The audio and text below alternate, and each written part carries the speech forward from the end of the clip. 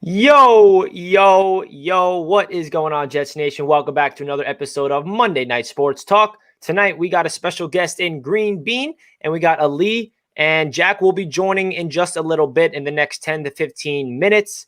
How's it going, Greenbean? Oh, dude, I'm in the best mood ever. I love being here. I'm psyched to get into it with you guys.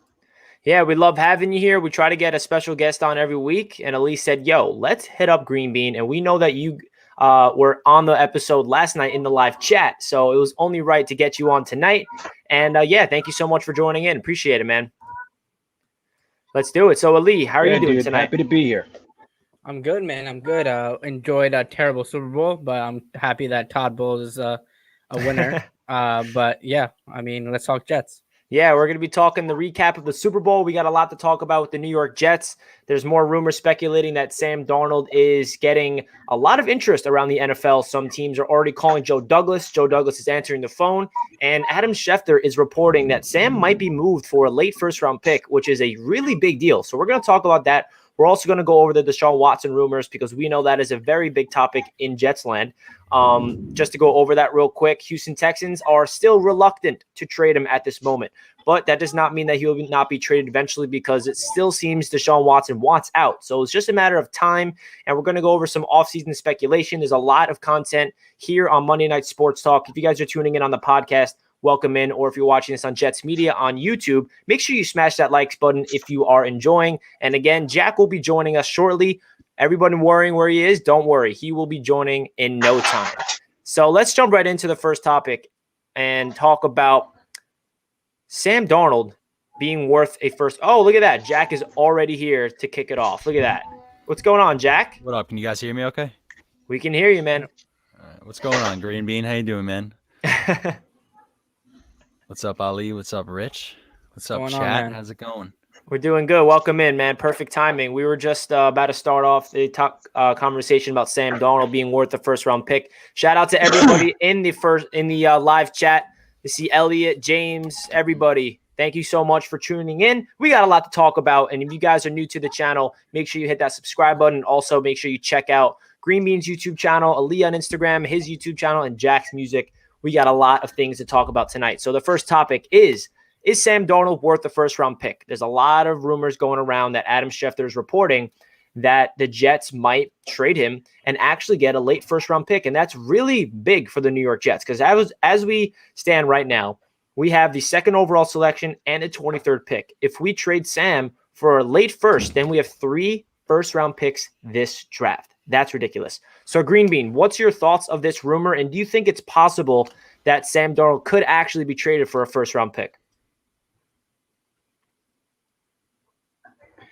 Well, yeah, it's so funny because toward the end of the year, I didn't know if Sam Darnold was going to be worth a third, a fourth. He looked so bad, especially after Flacco was able to come in and move the ball. And then Sam comes back and he just looked terrible. So this idea that he's garnering first round interest is super, super awesome to me. But I equate it to Joe Douglas being able to maximize the value for his assets. I think that he's good at this. I think that he knows what he's doing. And when you look at teams that are at the end of the first round, so they're 25, they're 28, they're 29, whatever it might be, if they're interested in getting a quarterback and they look at the first round and who's going to be there, using that pick for somebody like Sam Darnold makes a ton of sense. He's 23 years old. He has 3 years of NFL experience. Everybody knows how bad Adam Gase is. So I think it makes sense when you look at it through that lens. The thing with me is that there was a rumor about Washington being interested in Sam Darnold, and they're at pick 19. Could you imagine getting pick 19 for Sam Darnold, even if it's like Sam and a third for Washington's 19? Can you imagine? So I think it's awesome. I mean, I like the idea. I think it's kind of realistic when you look at things through the lens I just presented. But, man, I'd be so happy if we could get a first for Sam. Yeah, I think Jets Nation would all be behind it. And we got a very generous donation here from Eddie. Thank you so much for the $5 donation. He brings up a very good point. Deja vu at the Super Bowl. Patrick Mahomes was scrambling like an egg, reminding me of Sam.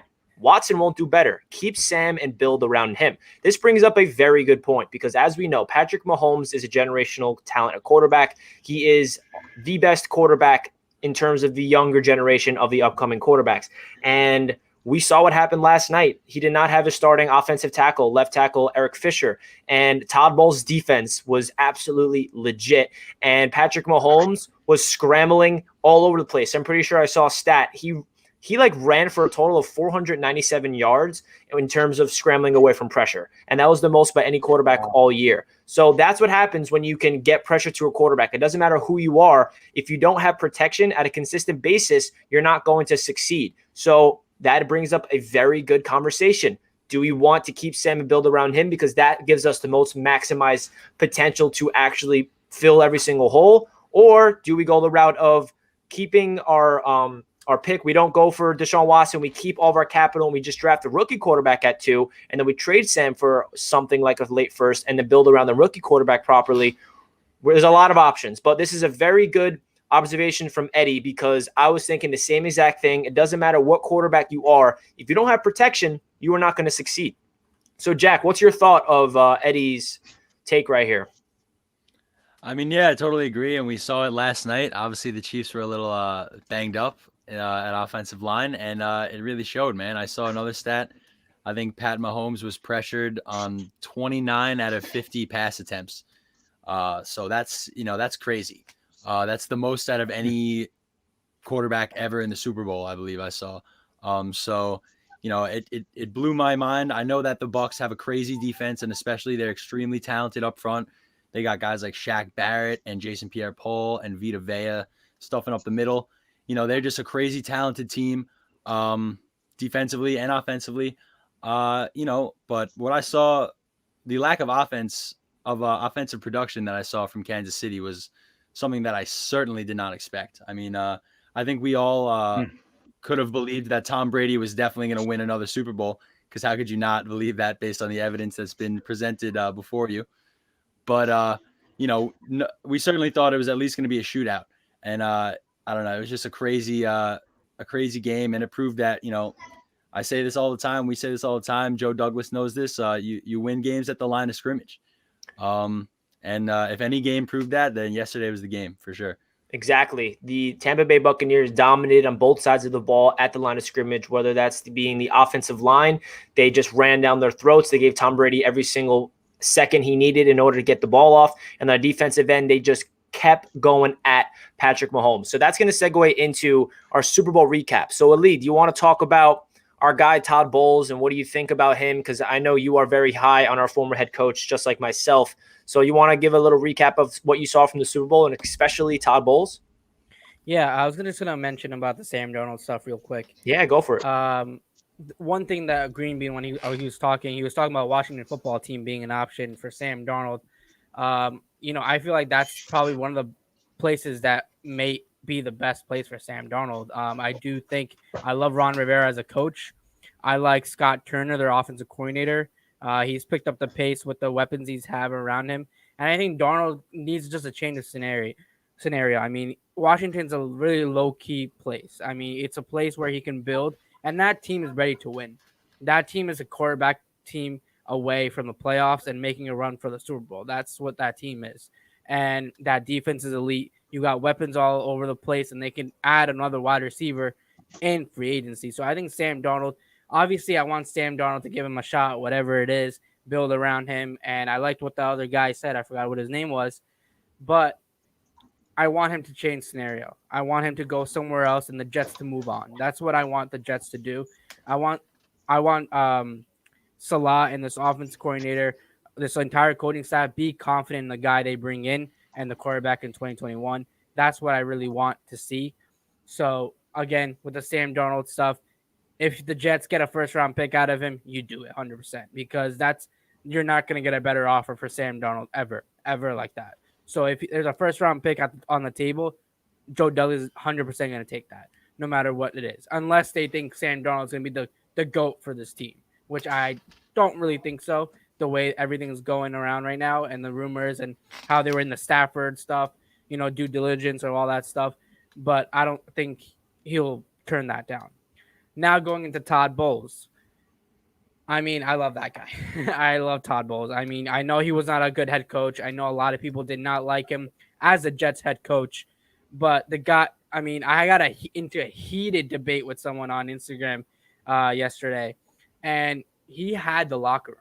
I mean, people were saying he lost the locker room. No, the hell he didn't. I mean, every former Jet who was on that team loves Todd Bowles.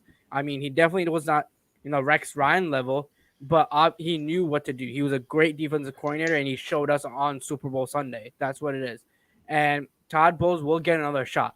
I mean, if the coaching heat was still going on right now and people were still looking for coaches, Todd Bowles would be on the top of every single list. That's what it would be. That's after a performance like that against Patrick Mahomes in this Kansas City offense.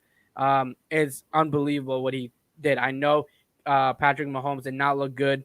His ankle was, but some throws of Patrick Mahomes, man, even when he was going down, was absolutely incredible. I mean, one pass could have been a touchdown, and it's just amazing how to see Todd Bowles came with that fire. It was overall a terrible Super Bowl, honestly. I thought it was gonna be a much more high-scoring game, a competitive game, but again, I give my hats off to Todd Bowles. He got a ring. Steve McClendon, got to give an honorable mention to Steve McClendon, a guy that was a leader in this locker room, a guy that, even Makai Becton said, go get it, man, on Twitter, on Instagram. So, again, I'm really happy for those two. But Todd Bowles, congratulations. Yeah, man, Todd Bowles deserves a lot of credit. I always said this about Todd Bowles. He is an excellent, brilliant defensive coordinator, probably the best coordinator in all of football. But in my opinion, I just don't think he has the qualities in order to be a head coach, just because he never really had a good grasp of the entire team. He is such a good defensive mind where he's better fit of just worrying about the defensive side of the ball. If he has to worry about special teams, offense, and the entire organization, then that's not really going to be able to maximize potential. So all those NFL media out there just reminding everybody, oh, the Jets, they fired Todd Bowles. What idiots. Well, now he's a Super Bowl champion, and then they go to hire Adam Gase. Listen, we're all happy for Todd Bowles. Nobody has bad blood with him. Every single Jets player rooted for him. Every single Jets player wanted to play for him.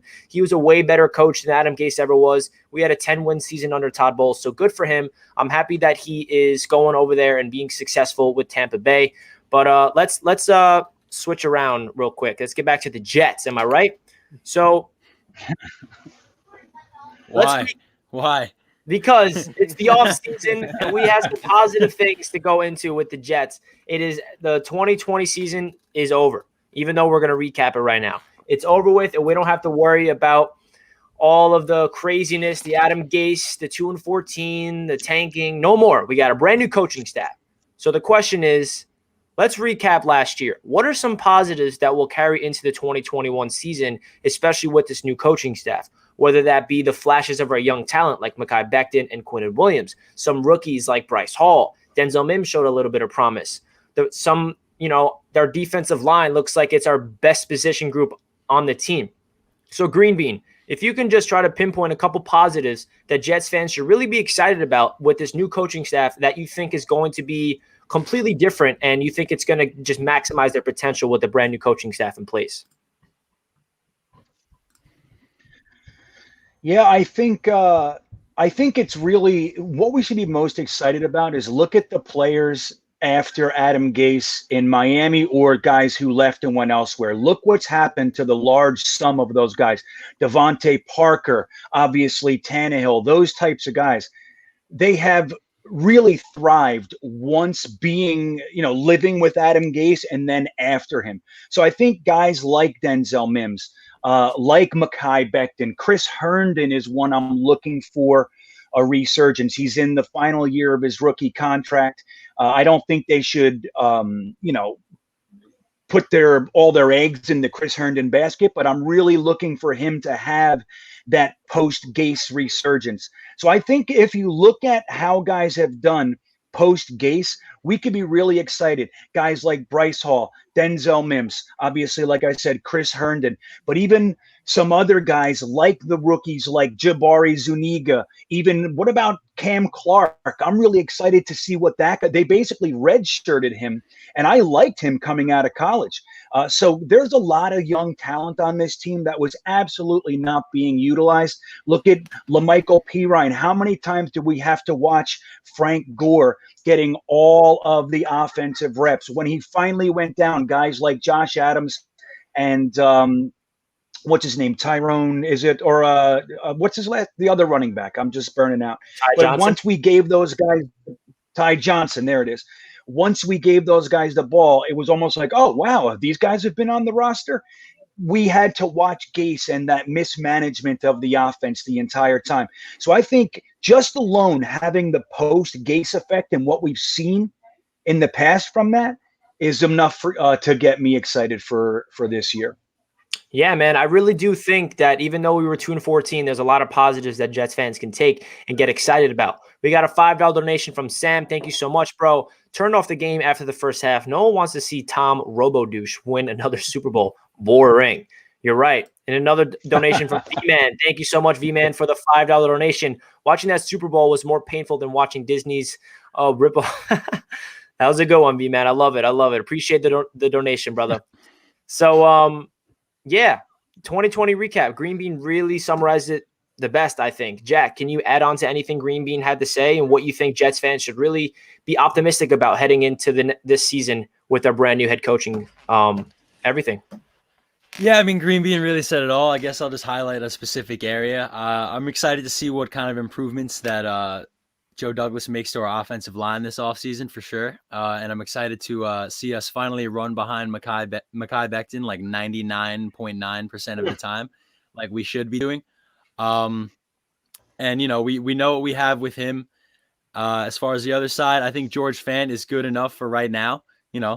Connor McGovern is going to be the center next year. I'm not crazy high on him. It is what it is for right now. I don't expect any moves to be made at center this offseason, but we certainly need help at guard. So I'm eager to see what happens with that. Obviously, we know everybody's got Thuney on the brain for a while now. So we'll see what happens on that front. But I'm just excited to see, in this Shanahan offense, what the run game is going to look like. Because, let's face it, it is a passing league, but the New York Jets have seen their greatest success, at least in my lifetime, when we have a great defense and we can run the ball down your throat. So, you know what? I'm down to get back to that for sure. And, no matter who the quarterback is, that's a quarterback-friendly offense that's gonna make it easier on that guy.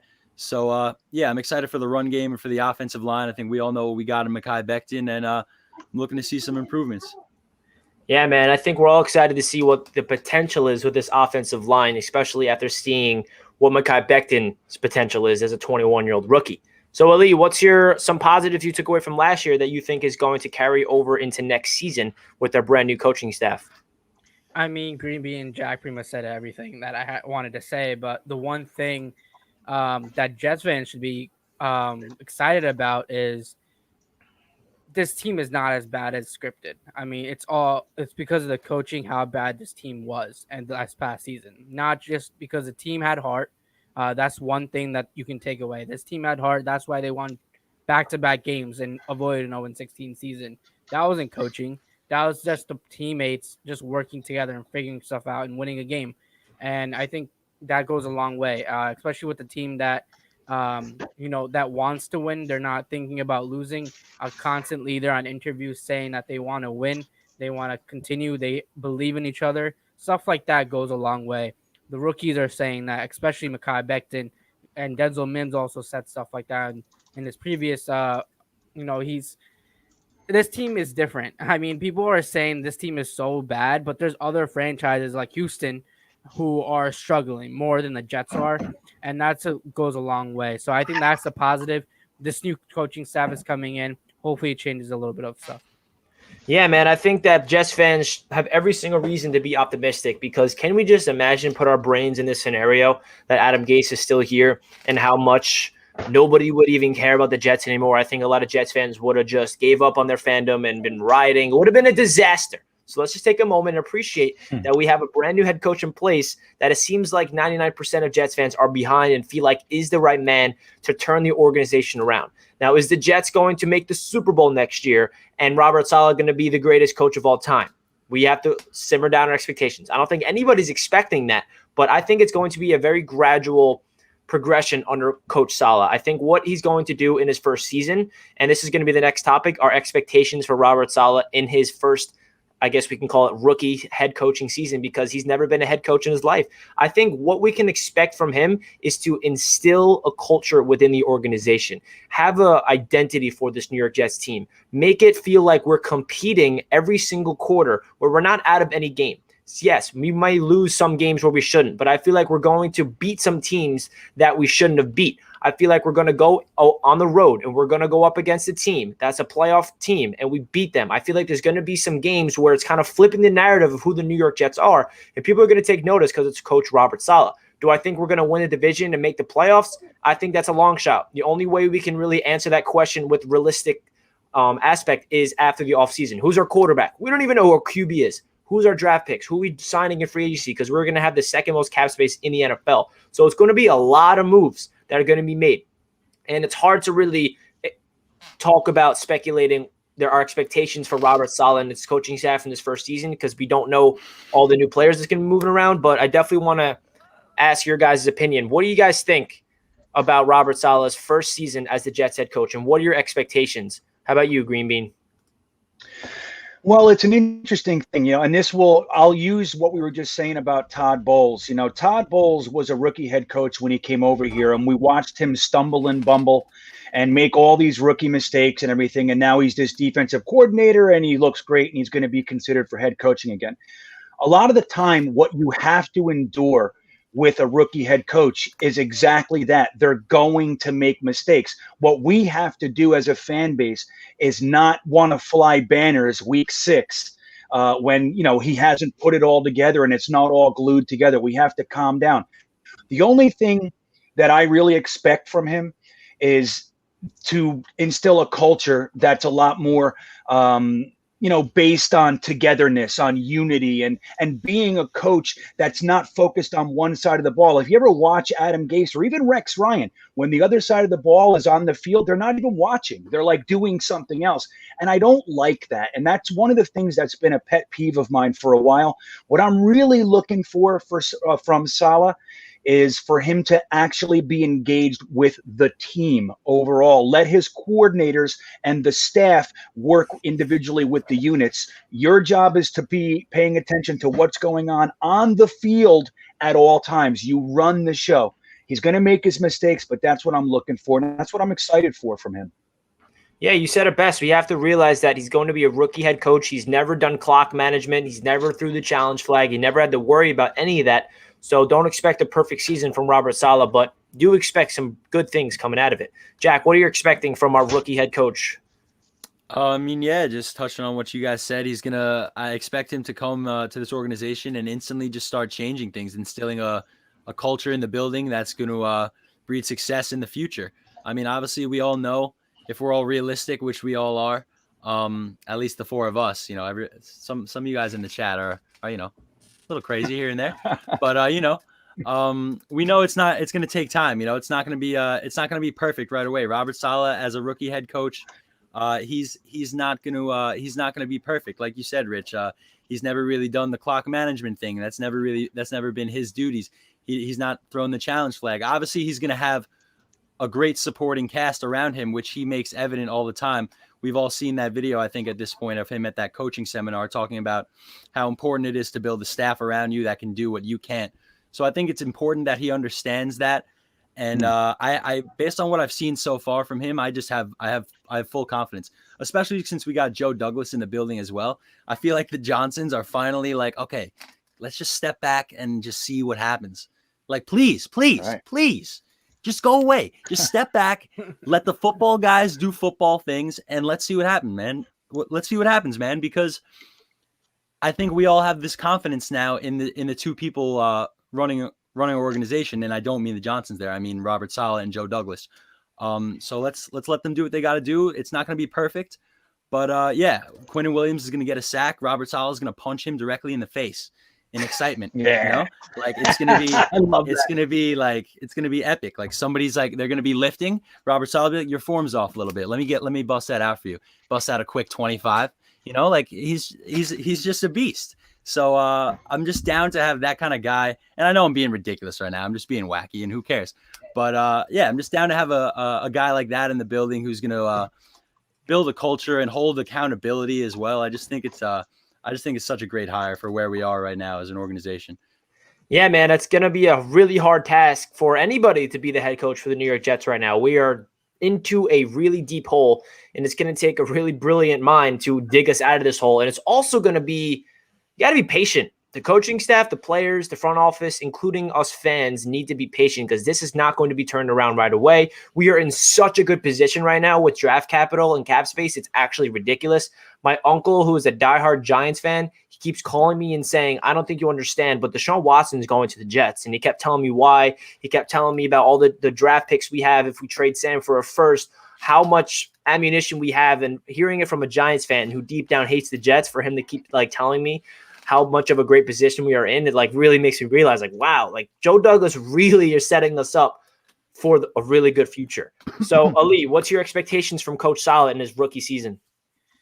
Again, you guys nailed everything in that category, but I got to go back with Joe Douglas. It starts with Joe Douglas. He hired Saleh, and that's why I'm confident in that.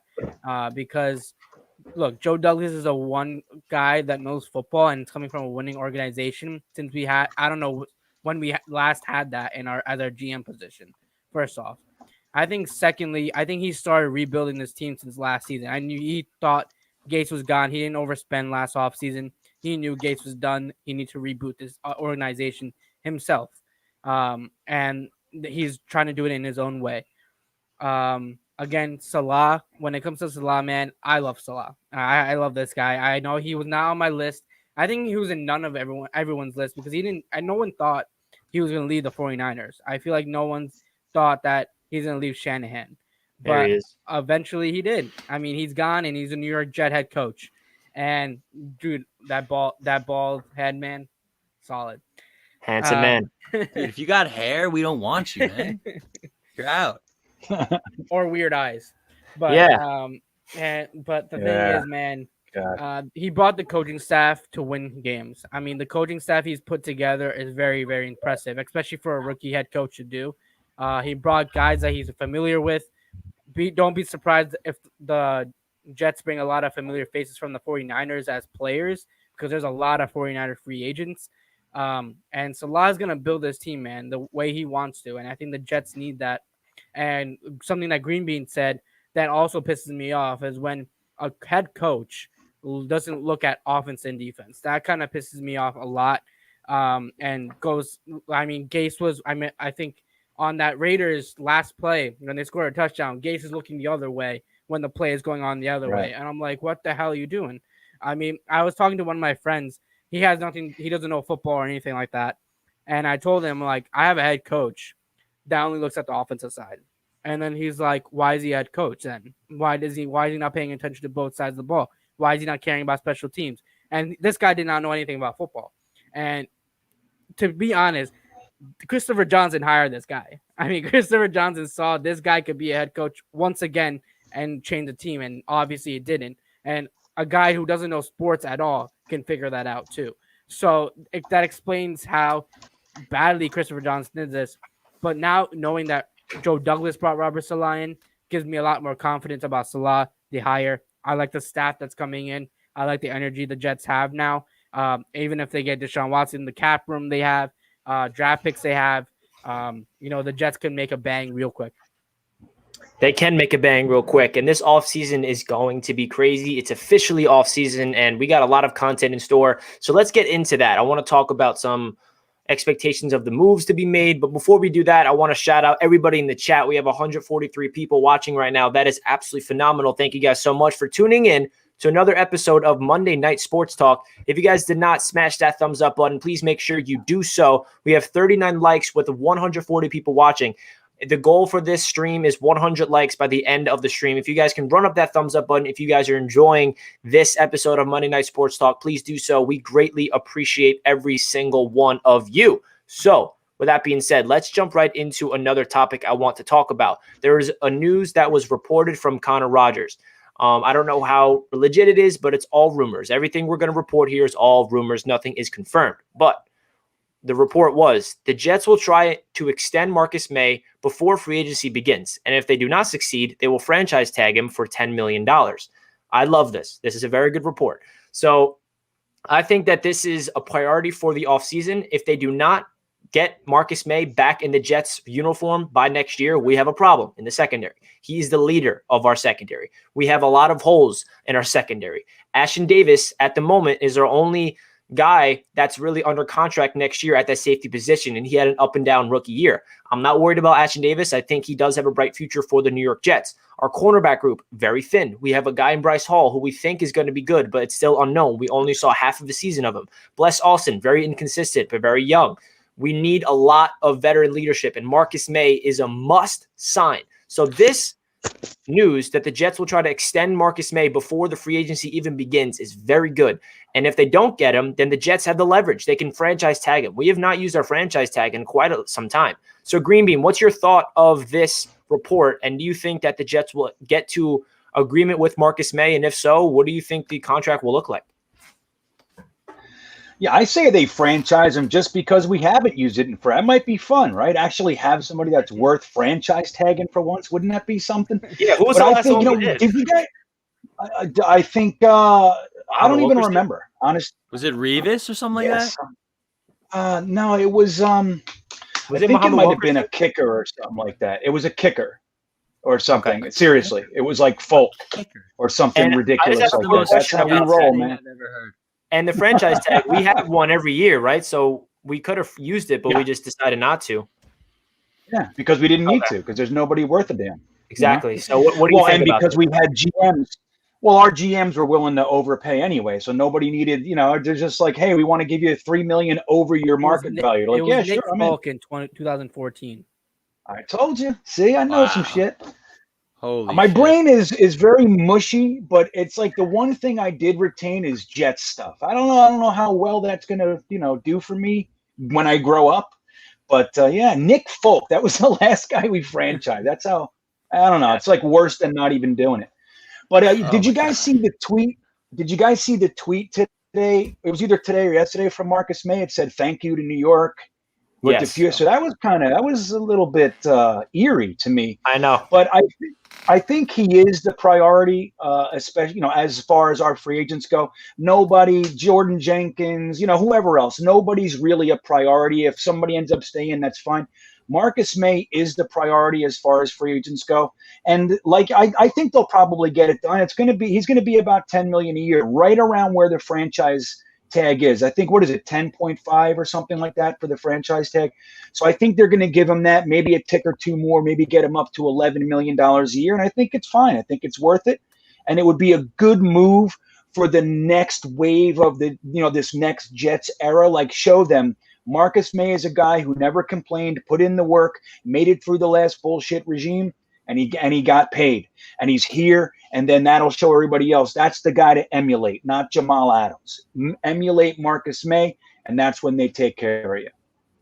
Exactly. He deserves an extension. If there's anybody that is more deserving of an extension on this New York Jets team, I really do think it is Marcus Maye. What do you think about the report, Jack? I think it's great, man. I mean, I think it's like a nice little sigh of relief.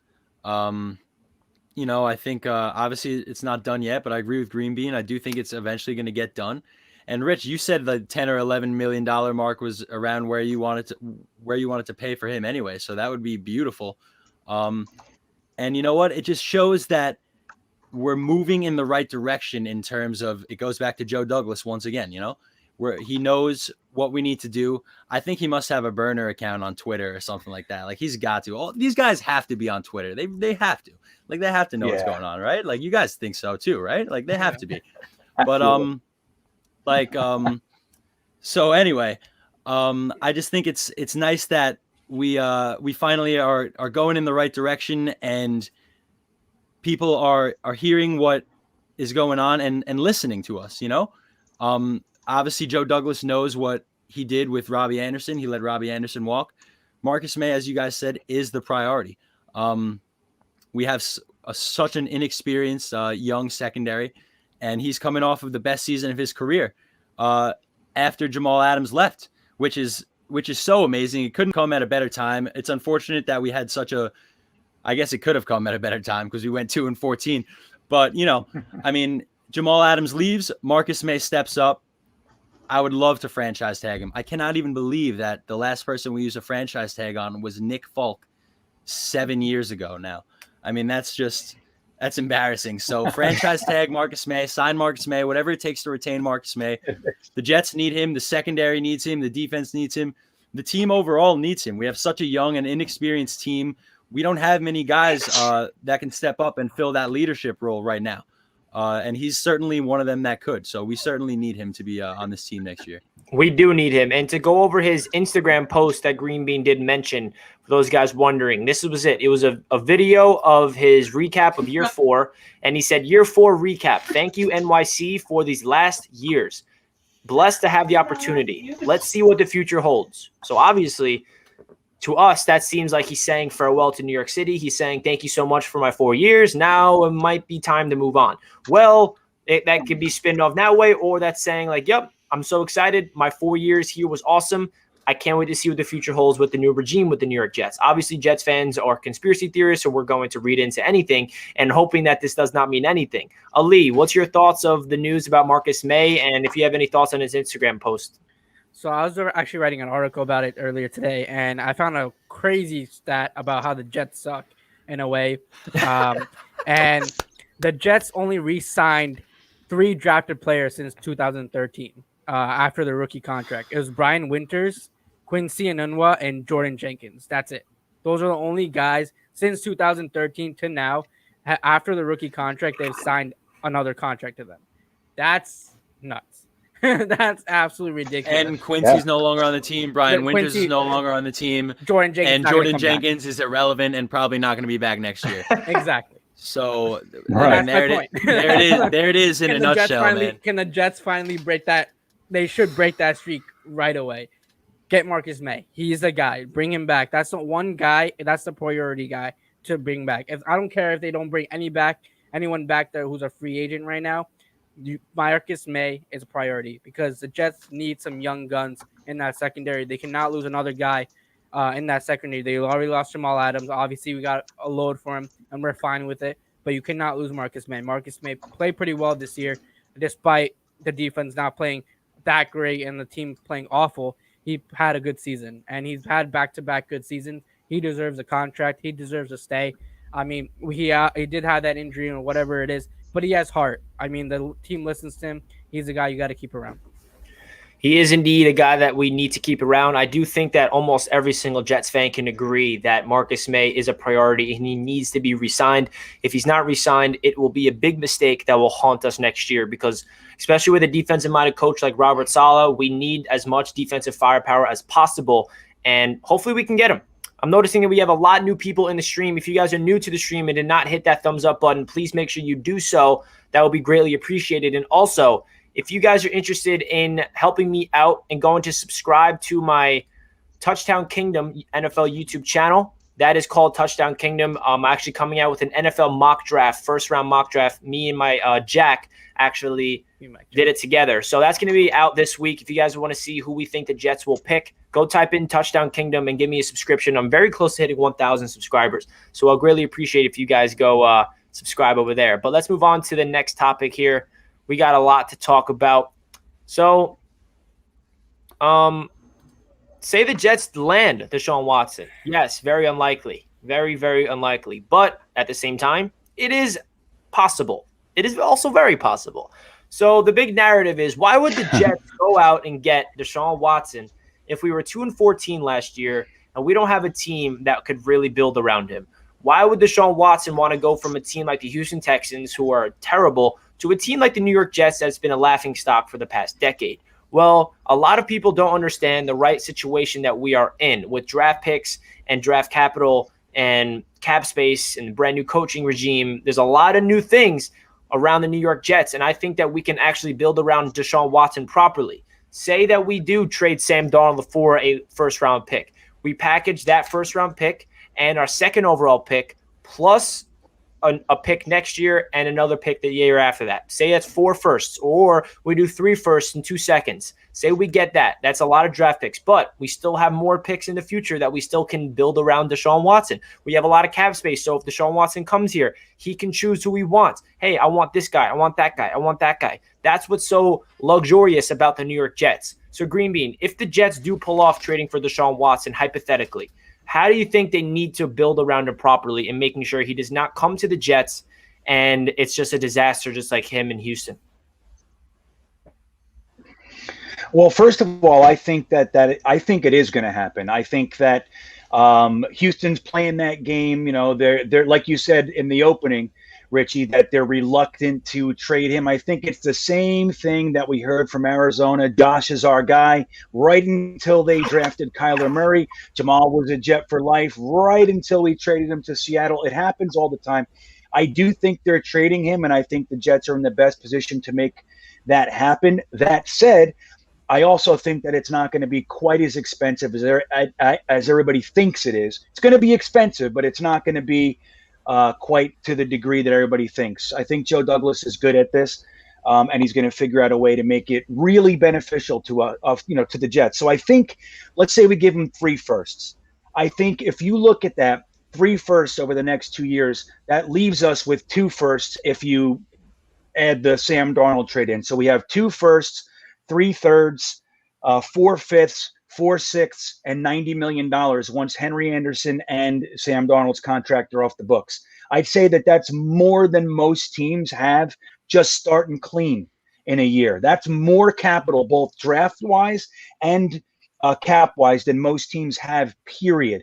So I think we're going to do quite okay. And I think, once again, like we've been talking about, shore up the offensive line, get him a receiver, get in Samuel or Robinson, go big, and draft Tutu Atwell to go with Mims. You could even get rid of Crowder. If you bring in a Tutu Atwell or something like that, get rid of Crowder and his $10 million. The options are limitless, and that's what you were just saying. Like, our fallback plan, even if we don't get Watson, is boo-hoo. We have the second overall pick, 3 more first the next 2 years, 3 thirds. Like, we are in about as good of a situation as the Jets have ever been. And I think there's reason to be excited. But even if we get Watson, we're going to be fine, man. We're going to have no problem building around him. And that gets me excited, Greenbean. I wish you can keep talking for 10 more minutes about how we can build around him properly and how we will land Deshaun Watson. The only thing that worries about me with the whole Deshaun Watson sweepstakes is, yes, the Texans are at the moment reluctant to trading him. Maybe that's a way to boost his trade value. We don't know. But my issue is, what if the Texans keep saying this leading up to the draft? I feel like the only way the Jets can land him is if they can trade him before the draft, because that's the window. If they decide to trade him after the draft, that kind of closes the window, because that means the Texans don't have the picks in order to pick who they want. So I'm just hoping that everything starts escalating now. The Super Bowl's over, and leading up to free agency, we need Deshaun Watson. I also prefer, if we do land Deshaun, I'd rather getting him before free agency, because that's what's going to attract people to the New York Jets. So, Jack, how do you think the Jets can build around Deshaun Watson if they do land him with all the draft picks and draft capital and cap space? I mean, it's a crazy, it's an amazing thought and a terrifying thought at the same time, you know? One part of me thinks that if we get Deshaun Watson, oh my God, this is it. Here we are. Let's make a run at the Super Bowl within the next few years, you know? And then another part of me thinks that, I don't know, I just, the cursed Jets organization just always looms in the back of my mind, you know? Something's always telling me, like, no, we're going to screw it up somehow. But you know, these days, obviously we know that we all have faith in Joe Douglas to do the right thing. We're in such a beautiful position now in terms of cap space and in terms of draft picks. But that being said, we do have a lot of holes on this team. I know that it's a popular sentiment among some fans that we're not a quarterback away from winning this, which I don't think we are, no matter who the quarterback is. Even if Deshaun Watson comes in, I think we're still going to have a lot of work to do, and it's not going to happen right away. I think we're going to be good, and we're going to be fun to watch, and we're going to win some games. But it's not gonna be an immediate thing. We're not going to be immediately playoffs, conference championship type of team. So it's going to take time. That being said, Joe Douglas, I can't wait to see what he's going to do. I'm ready for him to start fleecing teams again, like he did to the Seattle Seahawks. If the Washington football team can give us the 19th pick for Sam Darnold, hallelujah. Oh my God, that would be absolutely insane. That would just give us even more of an opportunity to potentially build around Deshaun Watson. And I don't know, man, it's just a very exciting premise, but it scares me at the same time. It really does, because it's whether you like it or not, it's kind of a win now move, or it feels that way at least. It's a big name quarterback, an MVP caliber quarterback. It depends on who else we sign in free agency. I've made the point a couple times where, like, if we break the bank and sign a big name wide receiver and Deshaun Watson, that feels like very win now, because that's a lot of money invested into players, and that feels like, okay, we got to go win a championship like very soon. So it depends how we handle the free agency situation around Deshaun Watson, if Joe Douglas is going to be more conservative, or if he's going to really go for it and try to be really aggressive and put this team in a crazy spot to be successful. Because we do have the opportunity to do that. I mean, it's I don't think it's going to happen right away, but we have so many opportunities within the next couple of years in the draft to improve this team. And I'm so glad that Joe Douglas is going to be the guy that's doing it, because I think we all know that, or at least we all think that he nailed his first draft pretty much, besides maybe one or two picks that I wasn't so thrilled with and still aren't. But yeah, man, I think Joe Douglas is going to get it done. I think you know what I'm talking about, Greenbean, James Morgan, right? Like, what's up? Oh James yeah, Morgan? I know where you're going. But yeah, it's gonna be it's just super exciting, and we certainly have all the opportunity in the world to build around Deshaun if we get him. Yeah, we do have all the opportunity to build around Deshaun, and it really comes down to what we give up. So, Ali, what's your hypothetical way that the Jets build around Deshaun Watson if we do land him in a trade?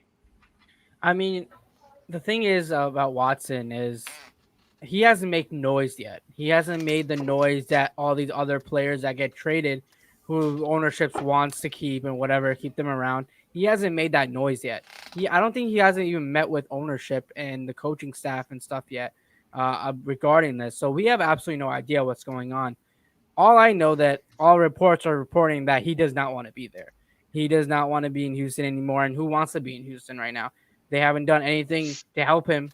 And I think Joe Douglas, if they were to trade him, I think he would do everything to help him. And getting a guy like Deshaun Watson, man, getting a quarterback caliber of his, where he is it attracts so many free agents on the defensive side and the offensive side. There's probably 4 or 5 guys probably are just waiting on where Deshaun Watson's going to land, and they're just going to follow him to play with Deshaun Watson.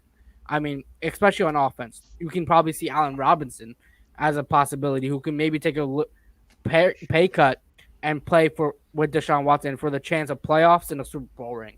I mean, I think Allen Robinson, it was all over the place. He was like, he tweeted out, said, I want a ring. So he's looking for a team, and I think he's willing to take a pay cut if he's comfortable wherever team he wants to go. I'm not saying with getting Deshaun Watson, the Jets are automatically a Super Bowl contender team. That's not what I'm saying. But the Jets will attract a lot of talent to come to New York to play. The market's there. Everything for any athlete is in New York. So, I mean, the Jets still will have draft picks. The Jets will still have cap space. They'll do whatever they can to keep around Deshaun Watson. I think the Jets still have a lot of talent on this current roster. I mean, again, I think coaching was a big setback for a lot of these guys. And with the good coaching staff, a lot of these guys will unleash. I think Chris Herndon could unleash. Denzel Mims could have a breakout year. Like Michael Piron could have a breakout year. All these guys could have a breakout year with good coaching. And I don't think the Jets' current roster is as bad, but I think the Jets could add a couple veteran players, a couple playmakers, and develop on that. And I think Deshaun Watson is a key here because it just changes your entire organization, and you're 10 steps ahead of when you get Deshaun Watson. Yeah, man, we get Deshaun Watson, we're immediately in playoff competition or at least playoff expectation. So we will see. Obviously, it's very hypothetical. In my mind, it's still so unrealistic that the Jets land Deshaun Watson, even though we are the favorites in many eyes. I just sit down in my bed. I'm like, wait, I cannot imagine waking up thinking Deshaun Watson is my quarterback. Like, that's way too much of a pipe dream and way too much of happiness that I'm not used to as a Jets fan. So I just don't really think it's going to happen just in that perspective. But we'll see. So we got 10 minutes left in the stream. We're going to open this up for a Jets Q&A.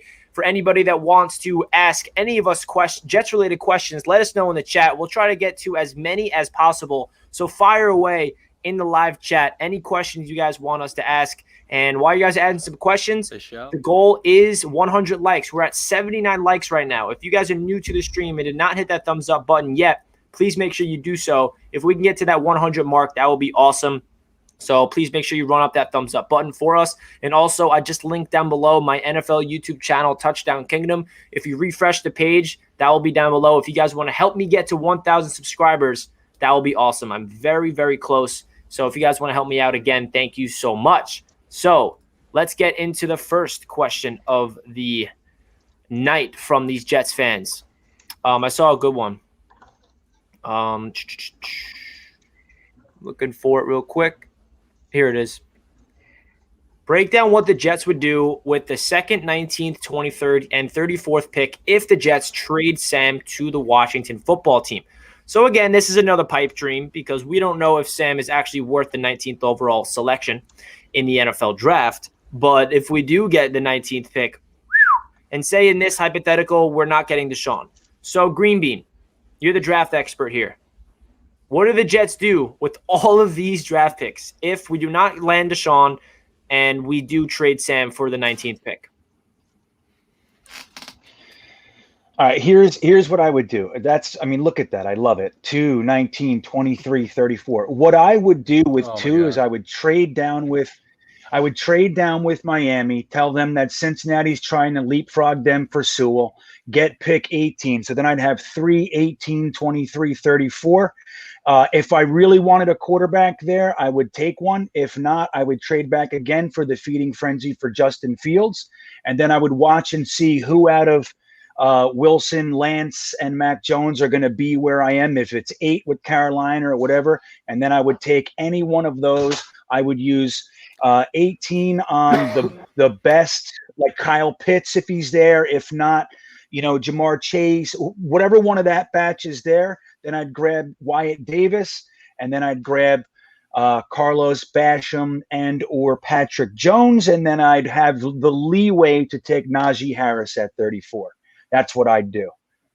Isn't that a beautiful hypothetical scenario right there? That would be so effing crazy, man. So we got another donation. Imagine that. $2. Thank you so much, brother. All right, this is the big question. Justin Fields or Zach Wilson? Ali, I'll let you answer this question. Oh, man. We've had a lot of heated debates on here and Instagram and Twitter, and I feel like Twitter changes their opinion on each player each day. And I think most of it's Wilson people like, but I give Fields the benefit of doubt. I mean, Fields has played relentlessly through his career, and especially this past season through injury.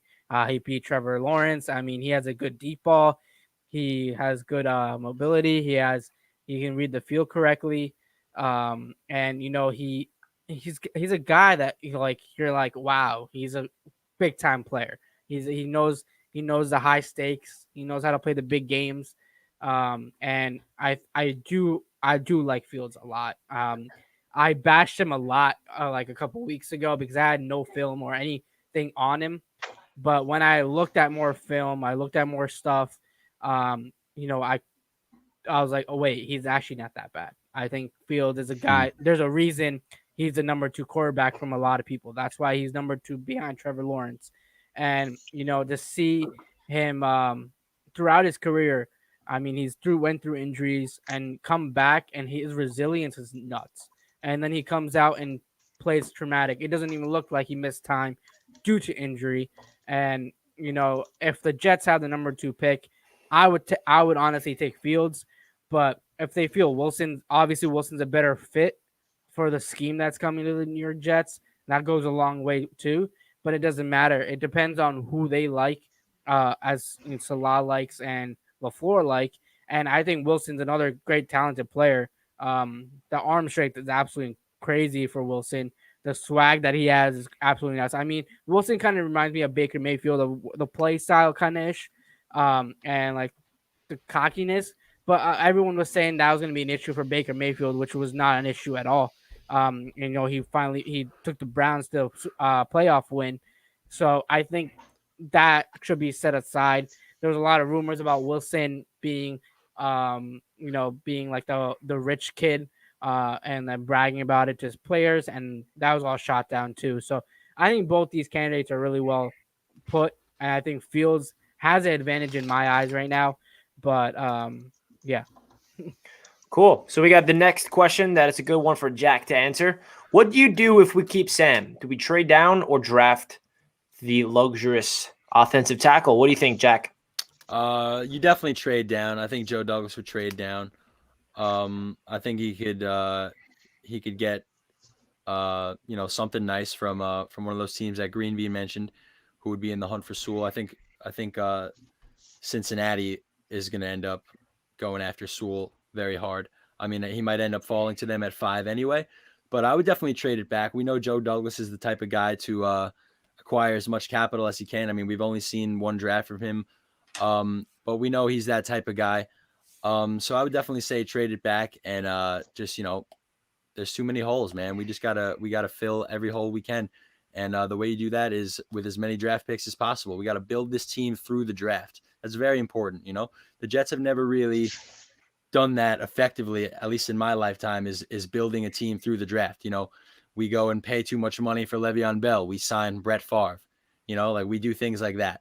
So, it's time we have the capital to do so. So now it's finally time to build through the draft. So if Sam Darnold ends up being the guy, you trade that pick back.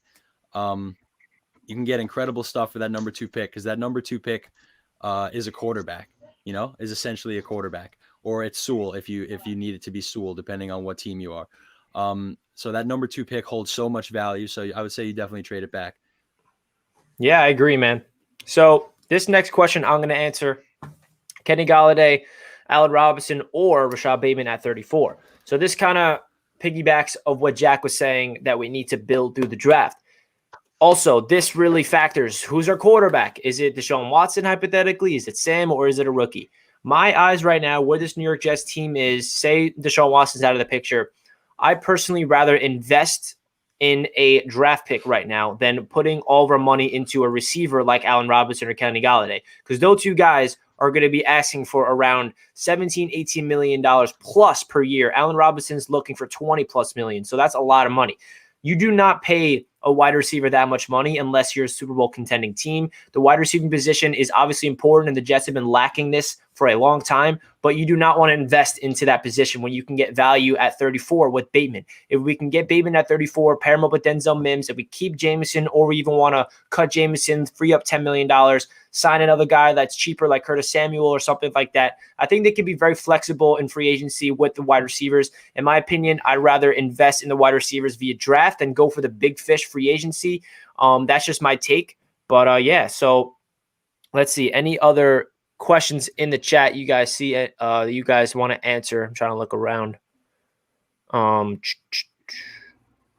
Chat's very live right now. We appreciate all the questions and the commentary. What's up, Dylan? What's up, Richie? You should do a draft live stream reaction. April 30th can't come soon enough. That's exactly what we will be doing here on Jets Media. We will be doing a live draft reaction. We got a lot of things in the first round.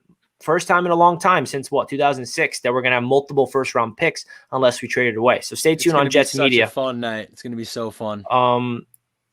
Especially once we get that 19th pick for Sam. Ooh. That is very true. That is very true. Or even a late 20th.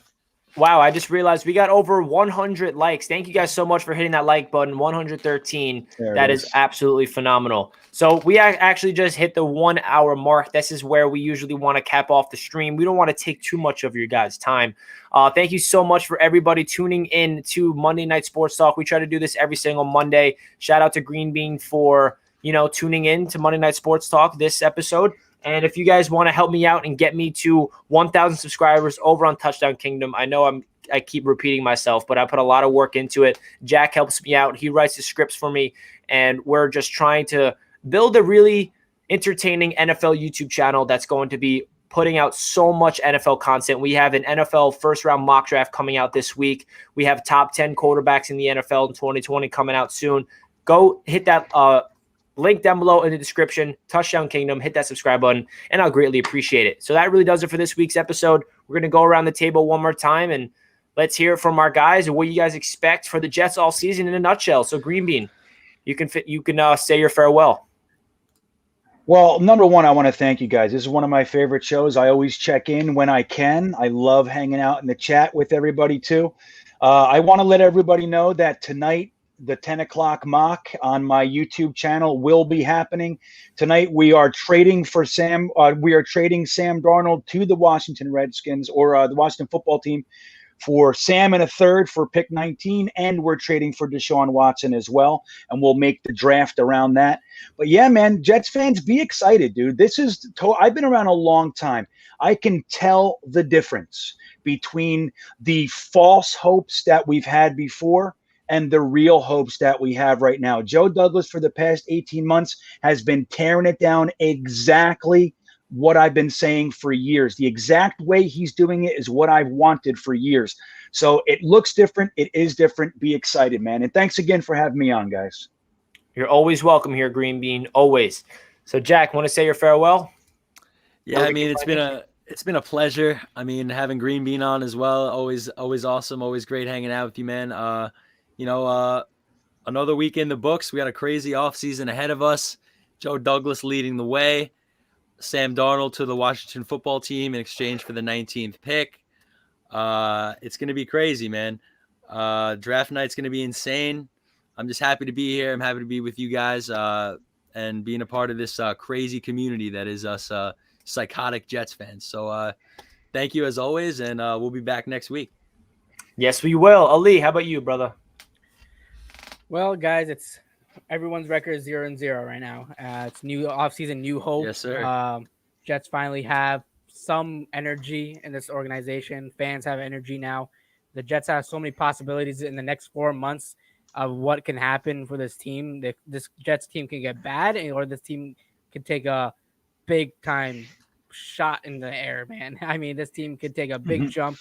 And again, thank you, Greenbean. I texted you, and you're like, "Yep, let's do it tonight." So, thank you guys for coming on, and see you guys next week. Yeah, man, that does it for this episode of Monday Night Sports Talk. Again, appreciate everybody giving us all the love in the live chat. You guys are very lively, and we very appreciate every single comment. We read it, and we appreciate everybody that hit that like button as well. So if you guys are new to the channel, make sure you subscribe. I link down below Greenbean's YouTube channels. If you guys are not subscribed to him, make sure you do so. Thank you guys so much for all the latest support on Jets Media. We all appreciate it. We'll catch you guys in the next stream. Peace out.